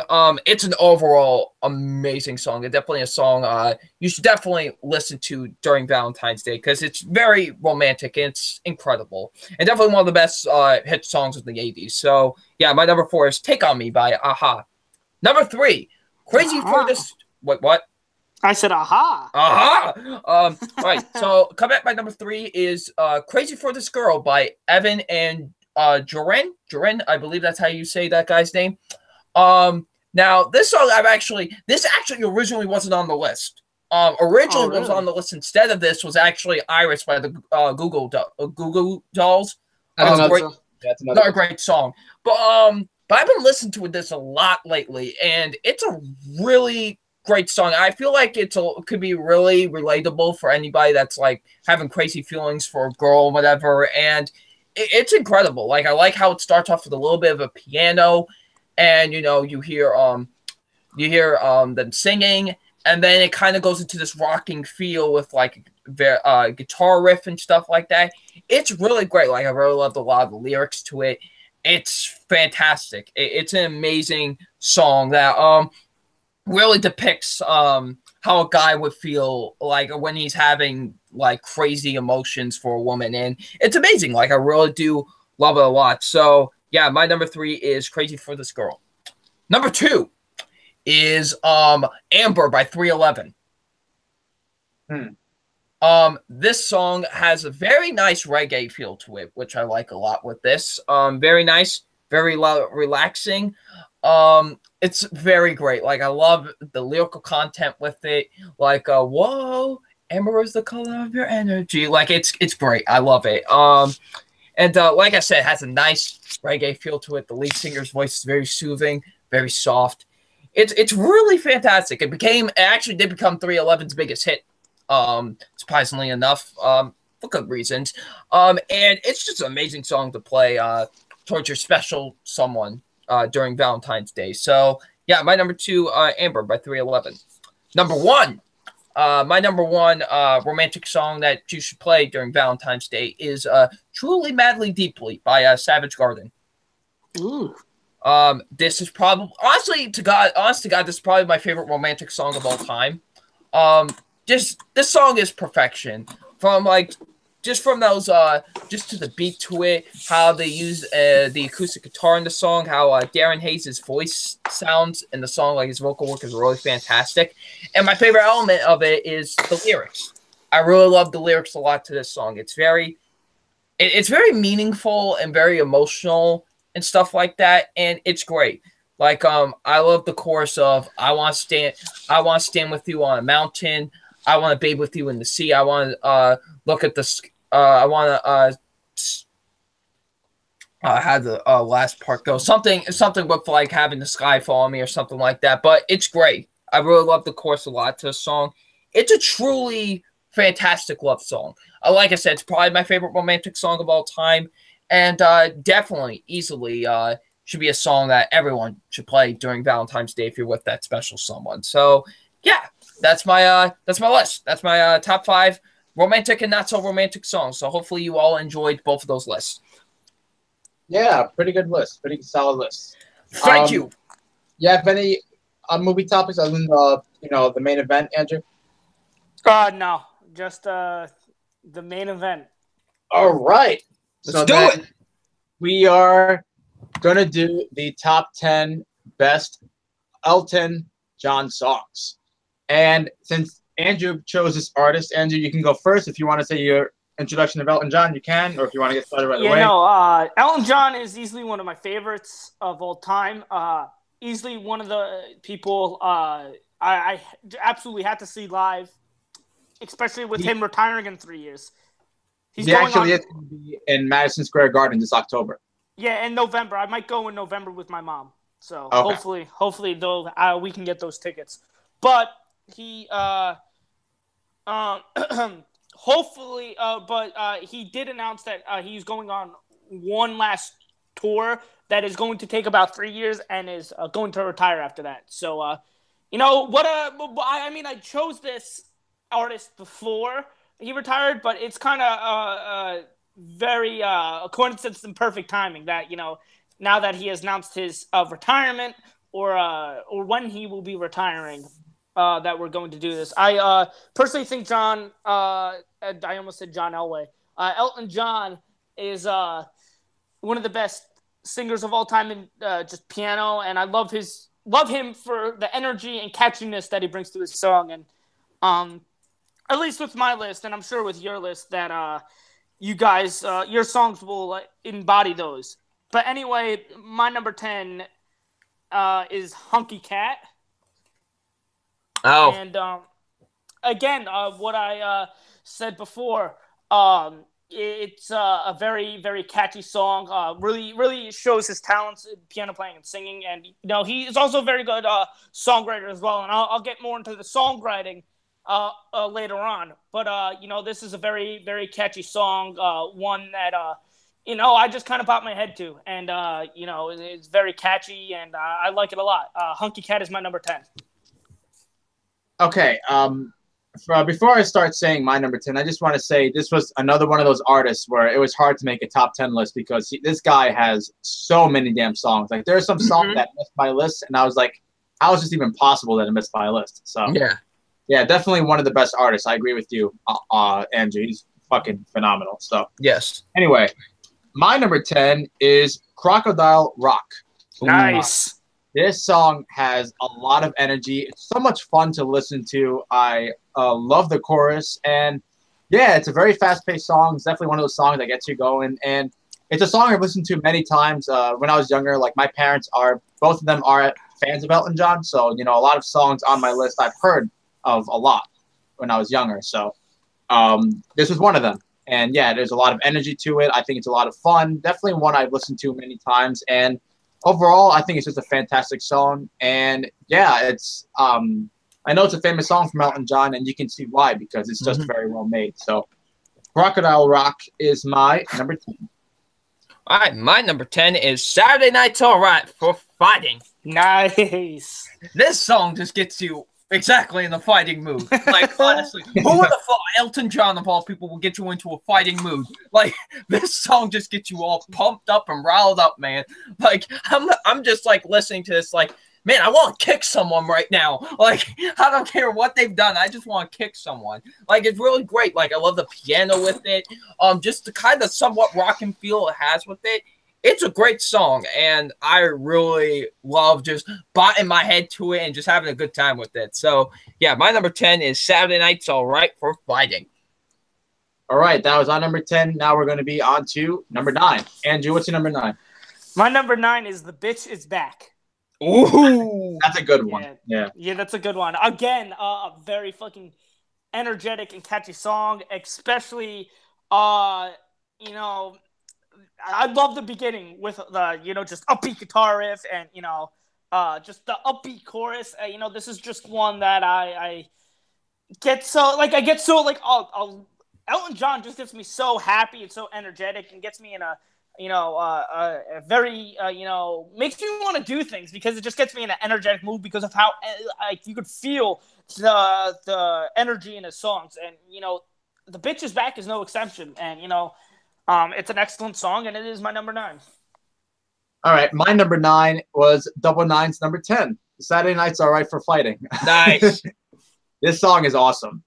Like you said, you really do get in the mood. Like, it really does make you be in the mood to, like, want to fight someone because, like, there's a lot of crazy shit going on in the song. But not just the guitar that sounds great and stuff, but like you said, the piano in particular too sounds really good. And it's once again a very it's a song with a lot of energy. It's a song that I've listened to many times, and yeah, just overall very catchy, a very well-made song, and yeah, just one of those songs where you listen to on the radio or in general, you want to sing along to and just do whatever. So Saturday Night's All Right for Fighting is my number 9, and it was really funny in Kingdom the Golden Circle. Even though I wasn't big on the movie, I thought Elton John, like, towards the end was really funny when he this song plays, right? Like, this song plays. Putting people to the song.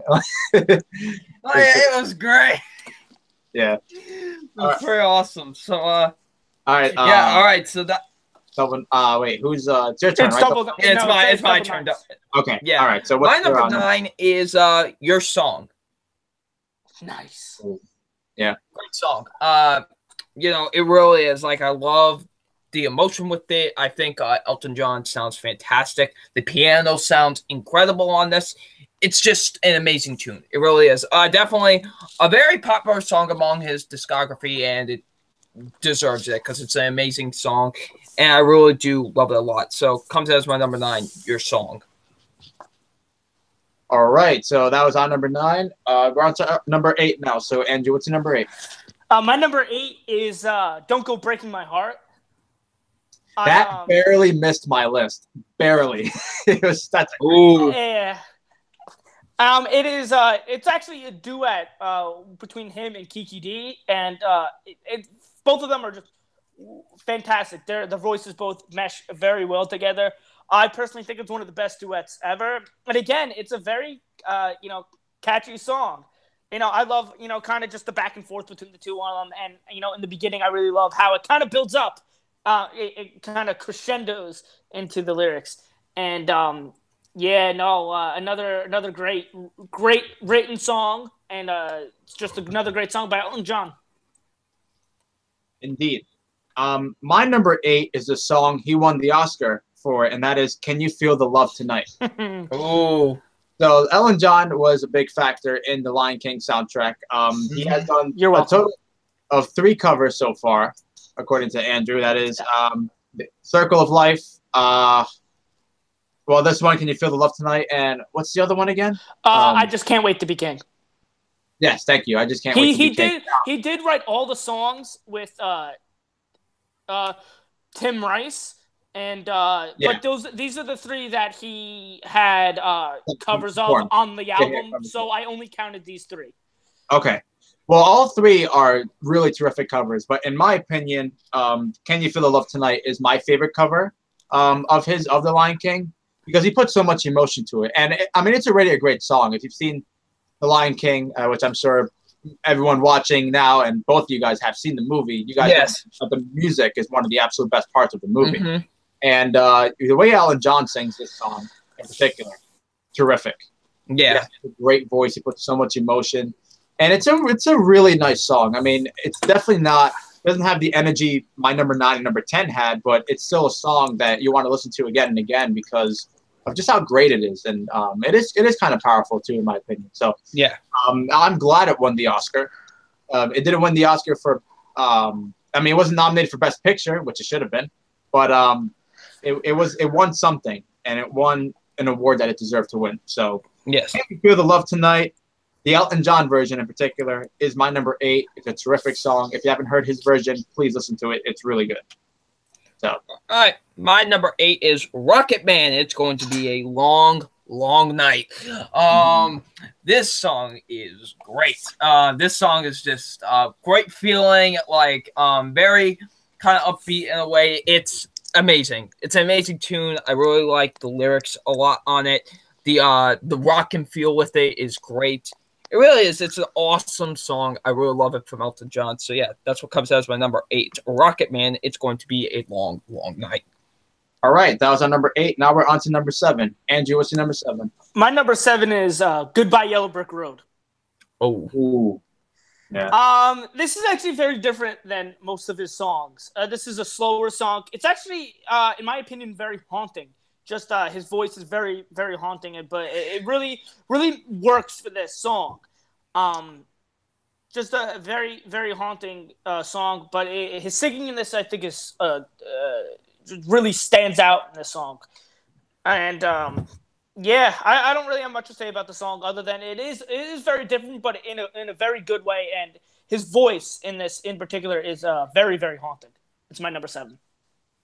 My number 7 is Don't Let the Sun Go Down on Me. Oh. Yeah. This is such an excellent, like, I really love this song. And I know there's 2 versions. There's one with Elton John. There's another with Elton John and George Michael. I really like both versions. It's hard to say which one's my favorite between the 2, but the song in general is just really it's just so excellent. And, there's a lot of emotion. It's slower paced, but I really love it. It's such a great song, such a catchy song, beautiful song too, honestly. And yeah, it's a song that my parents love. It's a song I've heard so many times when I was little, and I still love it to this day, despite the fact of how many times I've heard the song. So, Don't Let the Sun Go Down on Me is my number 7. All right, my number 7 is The Bitch Is Back.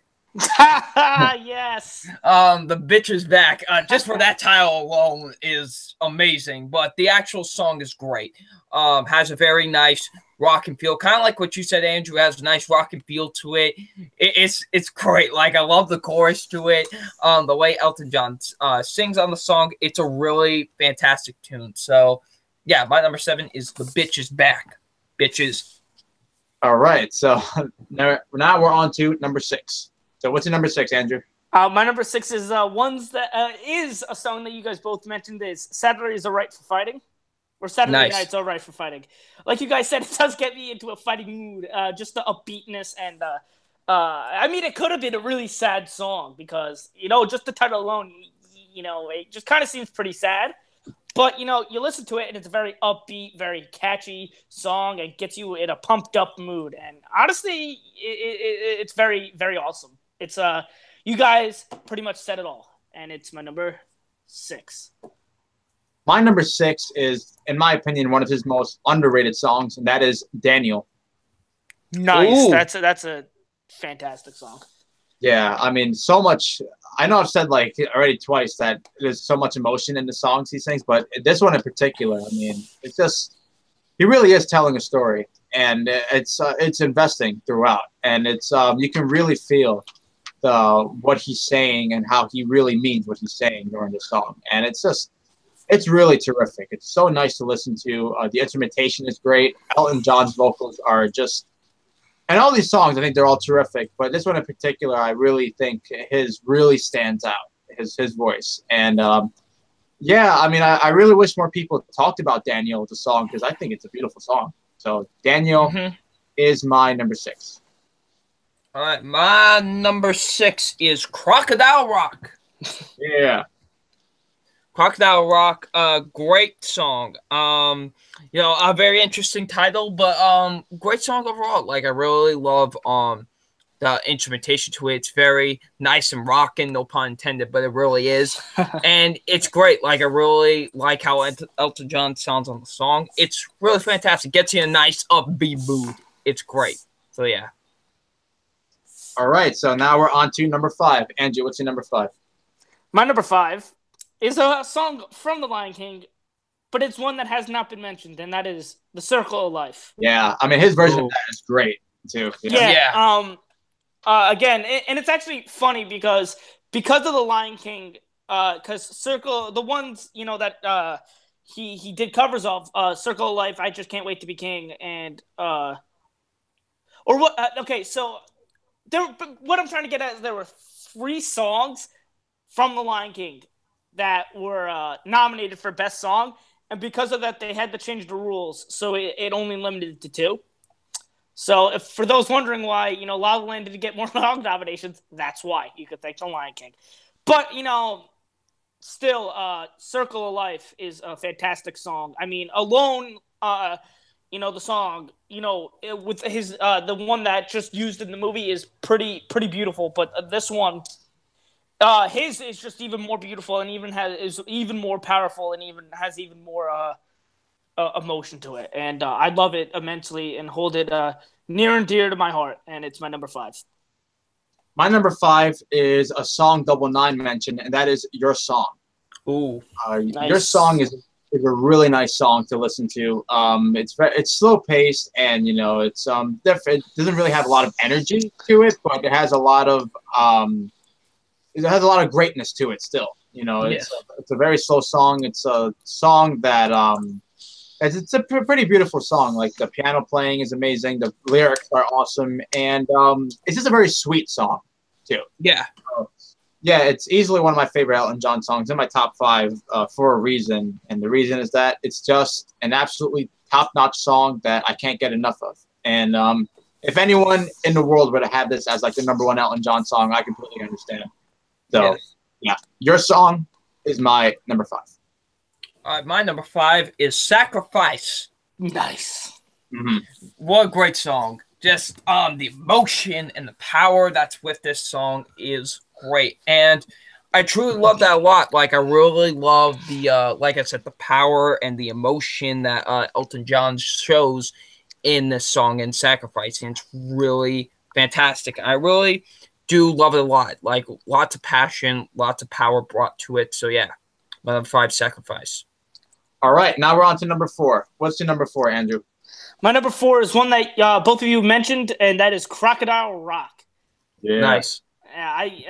This is such a damn catchy song and just so upbeat, and I love it. This is one I could listen to a billion times and just never get tired of it. I love the chorus and his piano playing and his singing, just everything about it is just so amazing. You guys said it all. It's my number 4. My number 4 is arguably his most famous song, and that is Tiny Dancer. Ooh. Tiny Dancer is an awesome song. This song is freaking awesome.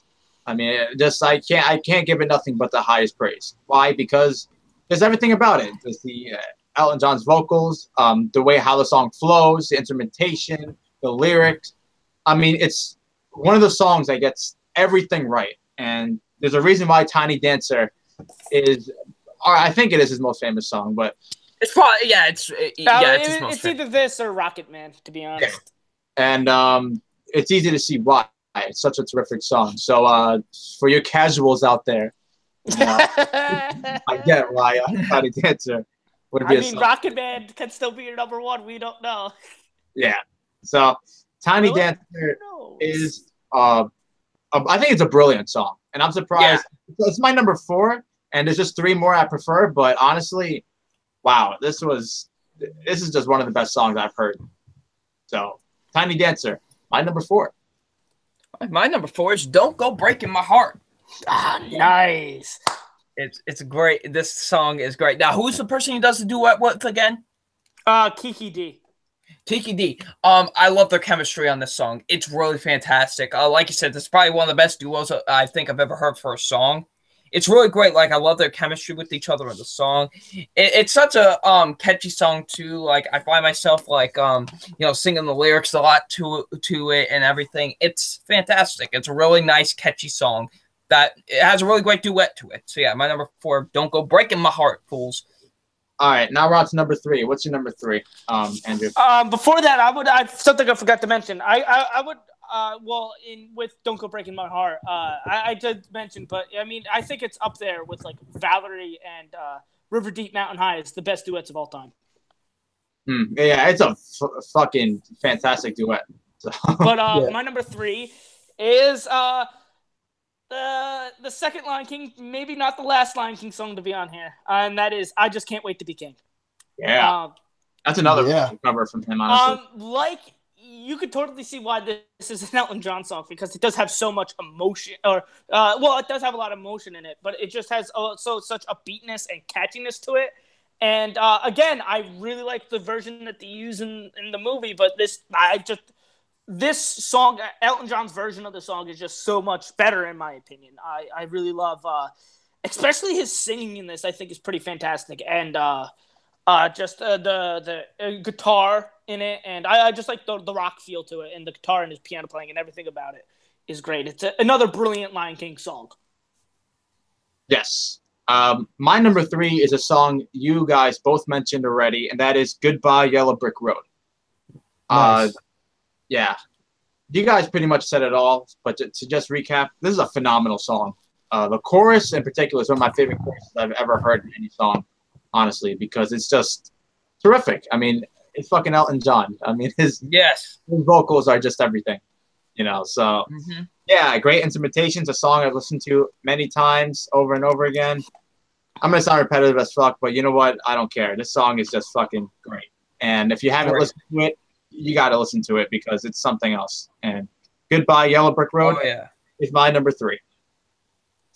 My number 3 is The Circle of Life. All right, that was terrible. But no, The Circle of Life. The Circle of Life is my number 3. Although I prefer the version that's in the movie, Elton John's version is just equally as great. I love his version of The Circle of Life. It's fantastic. I really love his vocal performance in the song. The instrumentation with it is great. And I love the fact that Elton John was a big part of the soundtrack for The Lion King, because he did bring a lot of great music to the soundtrack for The Lion King. And The Circle of Life comes as my number 3. All right, now we're on to number 2. What's your number 2, Andrew? My number 2 is the third, and I promise the final Lion King song, one that Diego mentioned. One of my favorite songs of all time, and one of my favorite Disney songs, and that is "Can You Feel the Love Tonight?" That is also my number 2. Awesome. Yes. This song is just so powerful, and again, the one in the movie is awesome, but this one, just perfect in my opinion. I absolutely love this song. It really just speaks to me as a person, and it is so powerful and so emotional. And Double Nine, you can take it from here. Can You Feel the Love Tonight is just one of those songs I heard a lot as a child, obviously, because I watched The Lion King on a dang repeat as a child. So this was a song I heard a lot, and this is easily one of my favorite Disney songs of all time. And just one of those songs I always come back to, even nowadays. It's an amazing tune. Like, I love the lyrics to it. Elton John sounds fantastic on the song. It's just an amazing tune overall, and really fantastic. Easily the best song off of the Lion King soundtrack, and definitely deserved to win Best Original Song. So, yeah. So, Can You Feel the Love Tonight is my number 2.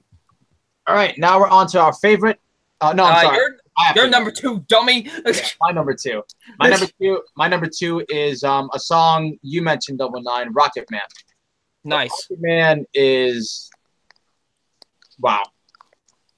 I mean, what else is there to say about this song that hasn't been said already? I mean, it's one of his most famous songs for a reason, because it's just excellent throughout, from beginning to end. Just a song, that is perfect. Honestly, the lyrics are awesome. Yeah. The flow of the song, instrumentation, just perfect. This is an A+ song. So you said it all, Double Nine. So Rocket Man is my number 2. Now we're on to our favorite Elton John song. So, Andrew, what's your favorite Elton John song? My favorite Elton John song is easily, again, one of my favorite songs of all time, and just one I can listen to all the time, and it's one that Diego mentioned, and that is Tiny Dancer. That's my number 1 as well. Nice. Again, casual fan. I was about to say, the casual fans come after me because this is my number 1. You can actually do this one first, Double Nine, since I did the last one. Well, Tiny Dancer, I can thank Almost Famous for this because that's probably the reason why I love this song so much. Because this song is just perfect. I love the build-up that they have to this song until he, plays the chorus to it. It's great. Like, the chorus to this song is one of my all-time favorite choruses. I love it a lot. It's just such an epic song. It really is. It's so grandiose, and I love it a ton. And it's 6 minutes long, yet it never feels like that with me. So, yeah, it's an amazing tune. It really is, and it's easily my favorite Elton John song. What's your? Why is it your favorite, Andrew? It's my favorite because what Double Nine said, but I really love, again, the chorus. It's one of the best I've ever heard. I love the lyrics. These are some of the best lyrics I've ever heard in my life, and like the lead up to the chorus. When he goes, "Oh, how it feels so real," and that part is great, and whatnot, and. It's just a perfect song, in my opinion. Easily top 10, I would even say top 5 favorite songs for me of all time. And Double Nine hit it on the head a lot, and, I just don't want to repeat what he's saying because it'd just be repetitive. But, yeah, Tiny Dancer, one of my favorite songs of all time, and most certainly I had no troubles picking this as my number 1. I immediately knew what my number 1 is, or was. Okay, so... my favorite Elton John song is Benny and the Jets.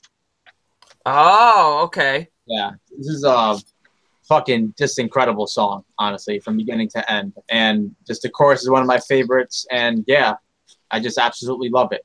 It's terrific throughout and one of my favorite songs just in general. So Benny and the Jets is my number 1 favorite Elton John song. The piano in Benny and the Jets is fantastic. Oh, yeah, absolutely. And, that's our list of Elton John songs. Wait, Andrew, did you mention Rocket Man, or that wasn't on your list? Rocket Man and Benny and the Jets, neither of those were on my list. Wow, that's surprising, honestly. But, yeah, that's a wrap on our list of Elton John songs. So, I want to thank you guys for watching. And just so you know, I have every artist we've done so far on Spotify, on my Spotify. So I have a playlist of all of our songs. And after I end this podcast, the Elton John songs will be on there as soon as I put on. So if you want to follow me or follow any of the playlists I have, my username is Decoya64. So you can do that. As far as next week, there will be no podcast next week. We have off next week. So yes. Yep. We will be back in 2 weeks. So, Diego, I got one question for you. What? Who are we going to be doing in 2 weeks from your choice? Oh, right, because it'll be my turn in 2 weeks. Yes. So, who we will be doing in 2 weeks is Justin Timberlake. Ooh, nice. We'll be doing top 10 Justin Timberlake songs because this time I want to do. We've been doing. Well, I know we did 2 solo artists, but I felt like I want to do more solo artists too. So yeah. We'll be doing Justin Timberlake songs. Nice. So yeah, we'll be doing that for 2 weeks. You guys have 2 weeks. That's gonna be tough as hell for me because he's my favorite artist of all time. So that's gonna be tough as hell for me. I already know what my number 1 of his is. Yeah, I'm not gonna obviously say it now, but yeah. know. All right, so yeah. So do you guys have anything you want to say before I end the the live stream? Well, people, thank you for watching episode 13 of the MTVM podcast. I truly appreciate you guys watching this. I had a blast as usual, and this was another great episode. Yes, indeed. You got anything you want to say, Andrew? No, No, I mean, I could say subscribe to my channel. I'm at 69 subscribers. Hardy har har. I'm almost at 70. So if you haven't subscribed, please subscribe. But anyway, no, it was fun as usual. I love discussing Elton John. He's one of my favorites. So definitely a blast tonight. Yeah. All right. So like I said, the podcast is over. So thank you guys. Thank you all for watching. I'll see you guys. Everybody fuck off. No, okay. So I will see you guys in 2 weeks. Not next week, 2 weeks. So until then, stay classy. I'll see you guys later. And, yep, enjoy the rest of the night and the rest of your couple of weeks. So, yeah. See you next time. Good night, everybody.